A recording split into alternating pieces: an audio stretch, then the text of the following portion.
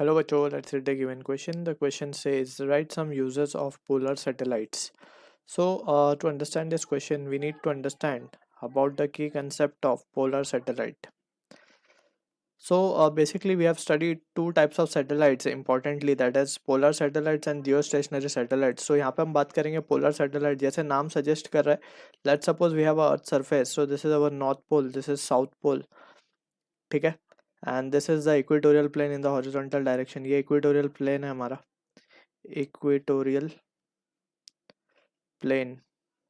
इसमें तो जियो stationery satellite revolve करती है, and in this plane from north to south polar satellite revolves, right. So अगर हम बात करें पोलर सैटेलाइट की, so satellite moving satellites moving in orbit above the poles close to earth's surface, close to अर्थ. यहाँ पे कुछ important point हमें ध्यान रखना होगा. सबसे पहला तो जो इसका टाइम पीरियड होता है, it is around in the range 2 to 6 hours. So ये बहुत जल्दी चक्कर लगा लेता है एक, ठीक है. अनलाइक जियो स्टेशनरी सैटेलाइट जिसका टाइम पीरियड 24 आवर्स है, एंड इसकी हाइट ऑफ लॉन्च भी बहुत कम होती है, 500 to 600 किलोमीटर, ठीक है. तो इतनी हाइट पे हम इसे लॉन्च करते हैं. अब using this point we will try to analyse the uses of it. So uses की अगर हम बात करें, इसमें पहला जो यूज़ है वो है to predict the undesired weather condition,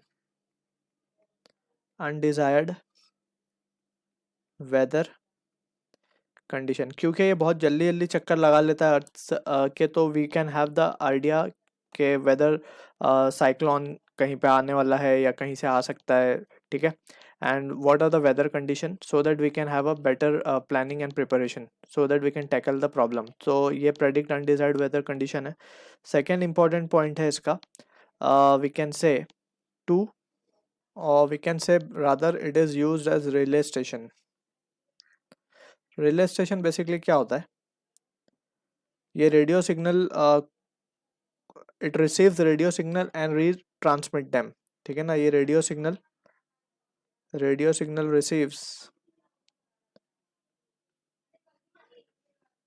and retransmit it for better extent, retransmit it to extend the range, basically हम कह सकते हैं to extend the range of signal, ठीक है. सो इसके लिए भी ये यूज होता है. So these are the two important uses of polar satellite we can keep in mind. So I hope you understood the solution. All the best.